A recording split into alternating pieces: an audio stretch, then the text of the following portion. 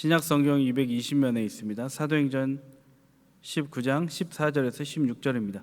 한 목소리로 읽겠습니다. 시작. 유대의 한 제사장 스게아의 악기가 대답하여 이르되 내가 예수도 알고 바울도 알거니와 너희는 누구냐 하며 악귀 들린 사람이 그들에게 뛰어올라 눌러 이기니 그들이 상하여 벗은 몸으로 그 집에서 도망하는지라. 아멘. 참된 신앙인은 악귀에게 조롱당하지 않는다. 참된 신앙인은 악귀에게 조롱당하지 않는다라는 제목으로 하나님 말씀 전하겠습니다. 바울은 에베소 회당에서 말씀을 전합니다.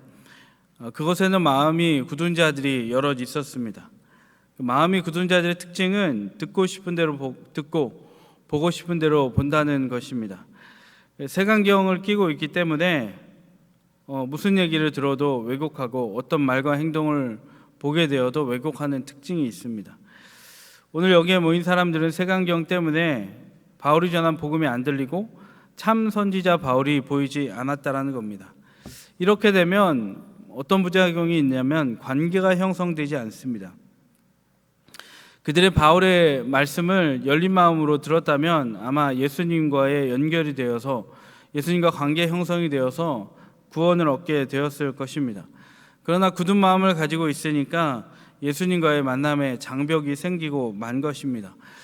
여러분, 아이들을 양육할 때도 마찬가지죠. 아이들이 공부하는 시간에 성적이 비례하지 않습니다. 먼저 마음이 말랑말랑해져야지 아이들이 꿈도 갖고 공부도 하게 되는 거죠. 그리고 농사를 지을 때 겨울이 지나면 밭을 다시 한번 기경하지 않습니까?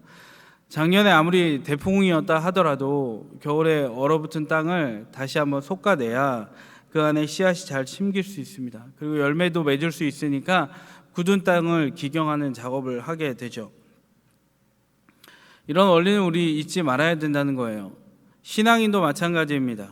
드린 예배의 분량과 횟수와 신앙의 성숙도, 인격의 성숙도는 비례하지 않는다는 것이죠. 마음이 돌짝빠지면 말씀이 안 들어갑니다. 말씀이 안 들어가니까 말씀으로 행하지 않습니다. 열매 맺는 것이 없다 보니까 종교인이 되어 버립니다.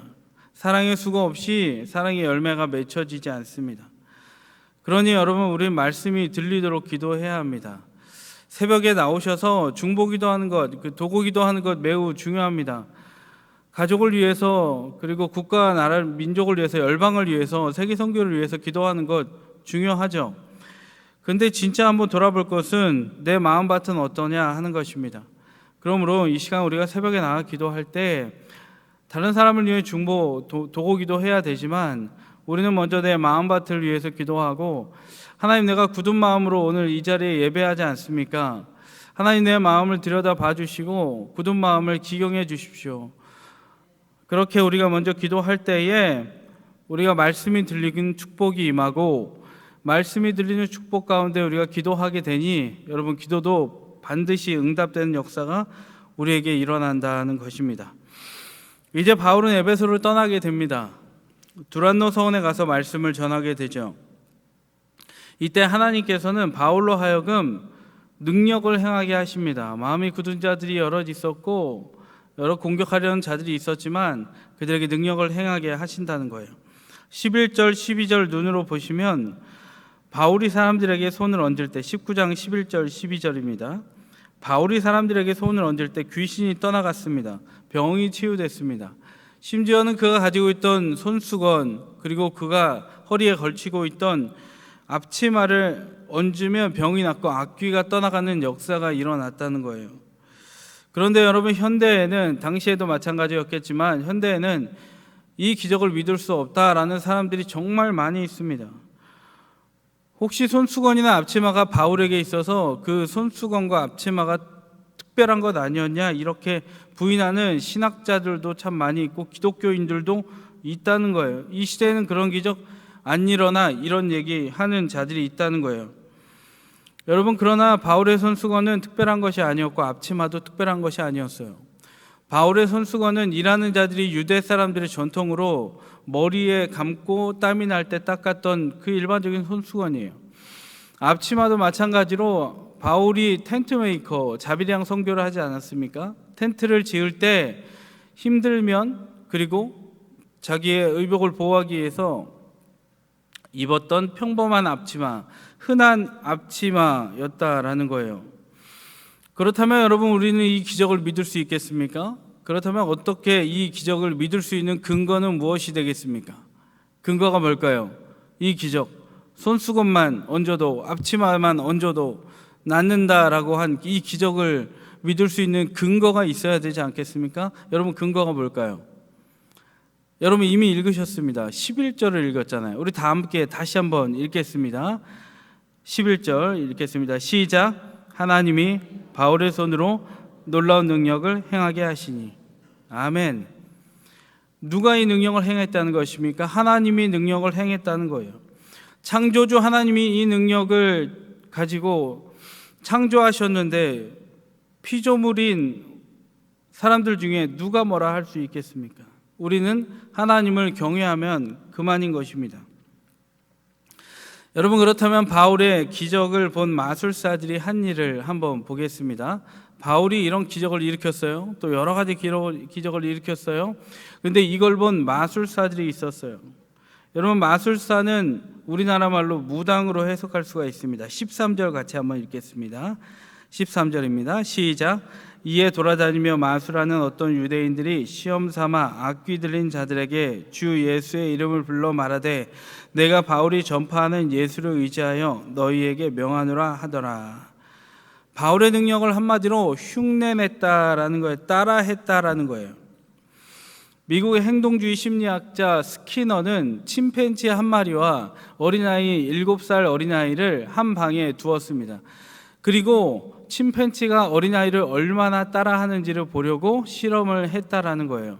그런데 그 실험은 오래가지 않아 중단되었습니다. 그 이유가 뭐냐면 처음에 침팬지가 어린아이를 얼마나 따라할까라고 생각해서 집어넣었는데 조금만 시간이 지나니까 어린아이, 7살 지난 어린아이가 침팬지의 나무 타는 것을 따라하고 침팬지가 우는 모습을, 목소리를 따라하고 있었다라는 거예요. 그래서 더 이상 필요 없다, 연구가 필요 없다 해서 연구를 조기 중단했습니다. 현대인들은 가지고 있는 게 있는데 그게 뭐냐면 앵무새 증후군이라는 것을 다 가지고 있습니다. 식당에 가도 영화관에 가도 핸드폰 어플을 보고 평점을 보고 판단을 합니다. 보통 사람들이 보편적으로 가는 곳이 어디인가 안정적으로 그것을 선택한다는 거죠. 사람들은 이렇게 따라하고 싶어하고 흉내내는 거에 다 도사인 것 같아요. 여러분, 근데 오늘 여기에서 흉내내는 이 사람들이 누구입니까? 무당들입니다. 그 무당들이 악귀들에게 명령하는 거예요. 바울이 했던 주 예수의 이름으로 명한다. 귀신아 떠나가라, 악귀야 떠나가라 명령합니다. 그런데 특징적인 것은 무엇이냐면 그냥 일반적인 무당들도 있었지만 바울을 따라한 무당들 중에는 오늘 우리가 본문 읽은 스게아의 7 아들도 무당으로 존재했다는 거예요. 스게아는 직업이 제사장입니다. 하나님을 예배하는 자죠. 그런데 아이러니하게도 아버지는 제사장인데 아들들은 무당이라는 거예요. 참으로 안타까운 일이죠. 그러니까 우리가 여기서 볼 것은 무엇이냐면 부모가 구원받았다고 해서 자녀가 구원받는 것 아니라는 거예요. 에스겔 18장에 보면 구원은 각자라고 나옵니다. 가문으로 받는 거 아니에요. 그러니까 우리가 구원받아야 할 가족들을 위해 여러분 애타는 마음이 있어야 된다는 거예요.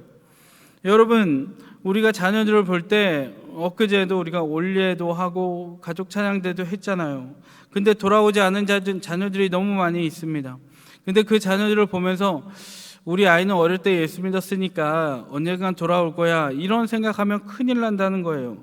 어린 시절 예수 믿은 것과 나중에 구원받는 것과는 하등 상관이 없다라는 거예요. 바꿔서 말하면 어린 시절에 안 믿다가 그 논리로 따지면 나중에 예수 믿을 수도 있습니다. 그런데 그 논리가 형성이 안 되는 거예요. 구원은 절대적으로 각자라는 거예요. 그러니까 우리가 이 새벽에 나와서 기도할 때 그냥 안심하고 언젠간 돌아오겠지 하면 안 되는 거예요. 하나님 앞에 부르짖고 애타게 울며 불며 하나님 그 영혼 구원해 달라고, 지옥 가지 않게 해달라고, 수호를 경험하지 않게 해달라고 하나님 앞에 부르짖을 때 하나님의 보좌가 흔들리고 하나님이 불쌍히 여겨서 구원에 동참하게 되는 그 은혜를 주시지 않을까 우리는 기대하는 마음으로 또 확신하는 믿음으로 구해야 한다라는 거죠. 이제 스게아의 아들들의 선포가, 주 예수 그리스도의 이름으로 하는 선포가 이제 시작이 되죠. 그리고 악귀가 반응을 합니다. 스게아의 아들이 바울을 따라서 선포합니다. 근데 악귀가 그 소리를 듣고 반응하는 장면이에요. 15절 16절인데요. 19장 15절 16절 읽겠습니다. 시작. 악귀가 대답하여 이르되 내가 예수도 알고 바울도 알거니와 너희는 누구냐 하며 악귀 들린 사람이 그들에게 뛰어올라 눌러 이기니 그들이 상하여 벗은 몸으로 그 집에서 도망하는지라. 야고보서 2장 19절에도 내가 하나님은 한 분이신 줄 아느냐 잘 아는도다 귀신들도 믿고 떠느니라. 귀신도 영이니까 하나님의 존엄을 존귀함을 압니다. 귀신은 악귀는 하나님과 예수님과 바울이 행한 능력 그들의 위대함을 잘 알고 있었습니다. 그런데 오늘 본문에서는 스게아의 아들들에게 악귀가 하는 말이 너희는 누구냐라고 질문합니다. 여러분, 악귀가 그들이 누군지 몰라서 질문한 것이 아니죠. 예수님도 모르면서 흉내만 내고 있는 그들을 꿰뚫어 보고 조롱한 것이에요. 그냥 단순히 하는 것이 아니라 그들의 영적인 상태의 폐부까지도 다 지켜보고 너희들은 누구냐? 너희들은 예수님과 관계없는 자들이다. 너희들은 예수님의 능력을 힘입은 자들이 아니다. 예수님의 능력도 바울의 능력도 하나님의 능력도 없는 자들이다 하고 조롱한 거죠. 그리고 그 위에 올라타서 눌러서 승리했다고 나옵니다. 이걸 원어로 해석하면 정복했다라고 나와요. 무당인 아들들은 이 일을 당한 다음에 벗겨집니다. 그리고 주랭랑을 치게 되는 거죠. 여러분, 그 와중에 스게아의 아들들의 소식을 들은 유대인들과 헬라인들이 두려워합니다. 그리고 이어진 행동은 무엇이냐면 자신들의 악행을 자복합니다. 회개합니다. 그리고 주를 높여 경배합니다. 또 뒤이어서 어떤 행동을 하게 되는데 19절은 다 같이 읽겠습니다. 19절 시작. 또 마술을 행하던 많은 사람이 그 책을 모아 가지고 와서 모든 사람 앞에서 불사르니 그 책값을 계산한 즉 은 5만이나 되더라.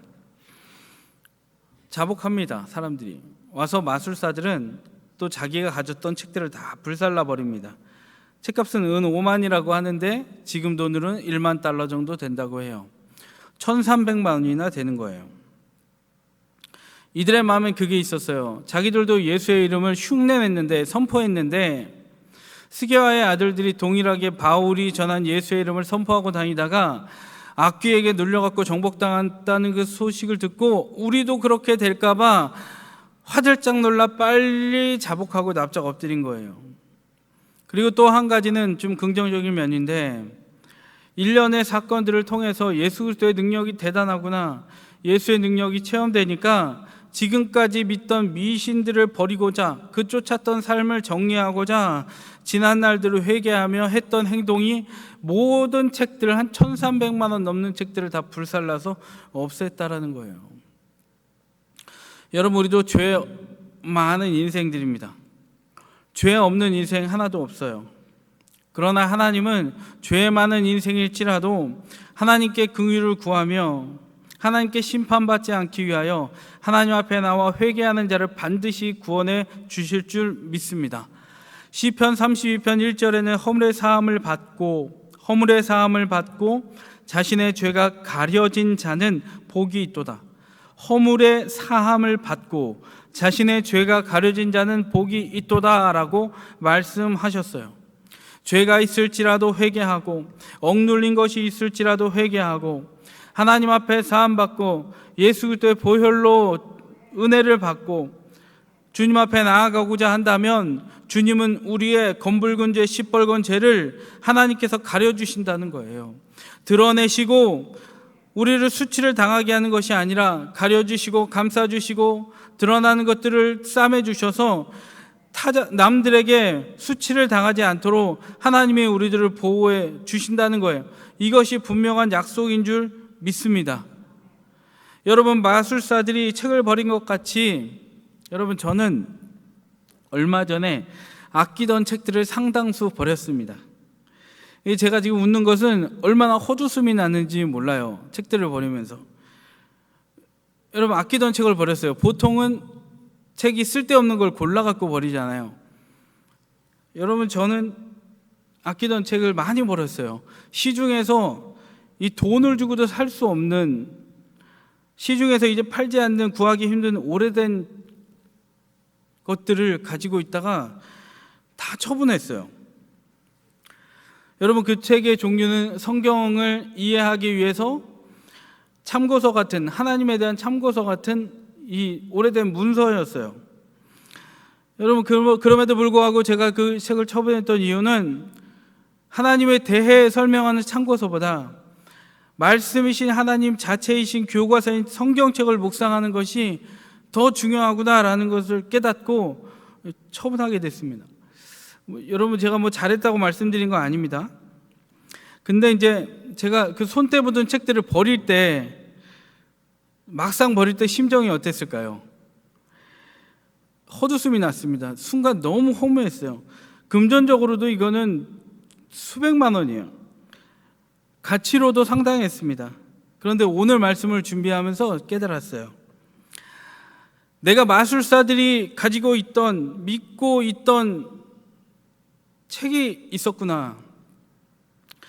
마술사들이 의지하고 이렇게 마술 부려서 먹고 살아야지, 이렇게 마술 부려서 사람들이 주목해야지 했던 책을 버린 것 같이, 나도 은연중에 가지고 있던 이 수많은 책들, 수많은 언병과 수삭들이 써있던 이 책들을 내가 품고 있었구나. 그래서 하나님은 이제 이 책들을 내려놓게 하시고 말씀이신 하나님을 더 가까이 하며 복음을 새롭게 아는 길로 하나님이 나를 인도해 주시는 은혜였구나 라고 깨달아지니까 이제는 정말 많은 것들을 버렸던 그 책들이 한 장도 생각이 안 납니다. 하나도 아깝지가 않은 거예요. 여러분, 우리도 마찬가지죠. 마술사들이 의존하던 책들을 불태워버린 것 같이 거룩하신 예수님 앞에서 우리가 기대고 의지하던 것들을 불태우듯 내려놓는 믿음의 행위가 우리 가운데 있어야 할 줄 믿습니다. 신자의 일상이 죽음이어야 하는데 내가 죽지 못한 부분이 있고 자아가 있다면 하나님 앞에 십자가에 못 박혀 내가 자아가 주어지는 은혜를 날마다 구해야 할 줄로 믿습니다. 말씀 안에서 진짜로 죽을 때, 말씀 안에서 내가 가진 마술책을 내려놓을 때 우리는 진짜 행복해지고 우리는 진짜 구원받게 될 줄로 믿습니다. 악은 모양이라도 버리고 죄악은 흉내도 내지 말라고 했습니다. 짜증난다고 짜증내고 화난다고 화내버리고 마음에 안 든다고 삐져버리고 남을 비방하면 아직 흉내내는 신앙에 머무를 수밖에 없습니다. 모든 관계에서 사랑을 흉내내지 말고 예수님처럼 죽는 사랑을 우리가 다해야 할 줄로 믿습니다. 수치스러운 일을 당했거든 괜찮은 척 흉내내지 말고 있는 그대로 온전하신 주님 앞에서 그냥 울기를 바랍니다. 주님이 위로해 주실 줄 믿습니다. 말씀을 정리합니다. 굳은 마음을 성령의 능력으로 제거하시기를 바랍니다. 힘있는 주의 말씀을 의지하며 말씀을 따라 한 걸음씩 내딛어 봅시다. 마지막 20절에 나온 것 같이 이와 같이 주의 말씀이 힘이 있어 흥하여 세력을 얻느니라.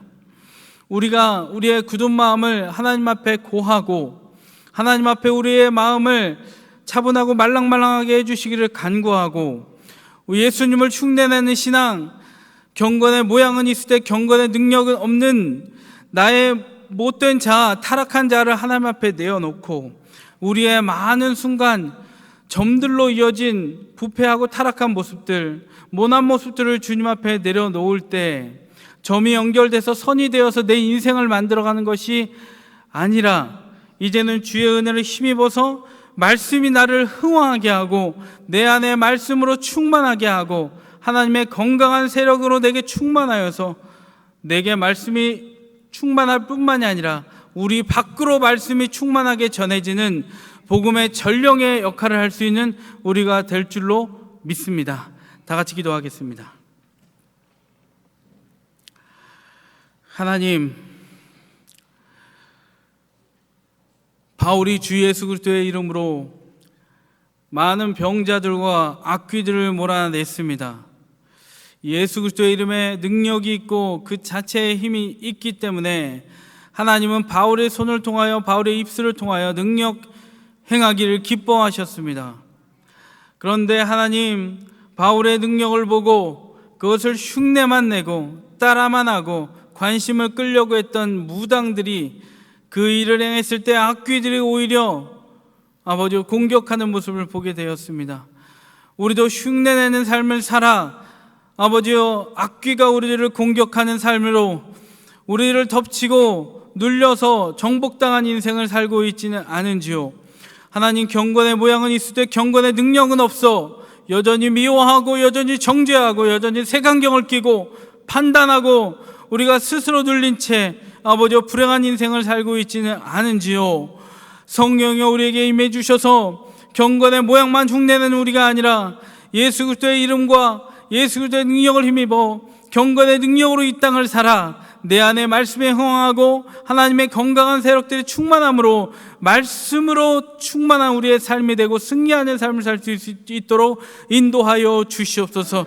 그뿐 아니라 말씀이 내 안에서 터져나가 많은 사람들에게 흘러나가게 도와주시고 우리의 가족과 이웃과 나라와 열방과 온 세계를 복음화시키기에 부족함 없는 아버지, 나와 아버지 우리 대한민국과 우리 교회가 될 수 있도록 그렇게 복음의 능력으로 타오르게 하여 주시옵소서. 오늘 이 새벽에 아버지 우리가 품고 있던 마술책들을 다 꺼내놓게 도와주시고 아버지 그 마술책들을 불살라 없애게 도와주시고 내가 의지하던 내가 기대하던 바들을 다 불살라 없애버림을 통하여 주의 말씀으로 능력으로 세력이 내 안에서 넘쳐날 수 있도록 복음의 능력으로 충만하게 하여 주시옵소서. 오늘 하나님 앞에 예물 드렸습니다. 주님 기뻐 받아주시고 하나님의 능력과 권세가 드러난 일이 귀하게 쓰여지고 힘들고 어려운 자들이 다시 살아나는 역사가 있는 곳에 쓰여지게 역사하여 주시옵소서. 감사하며 예수님 이름으로 기도드립니다. 아멘.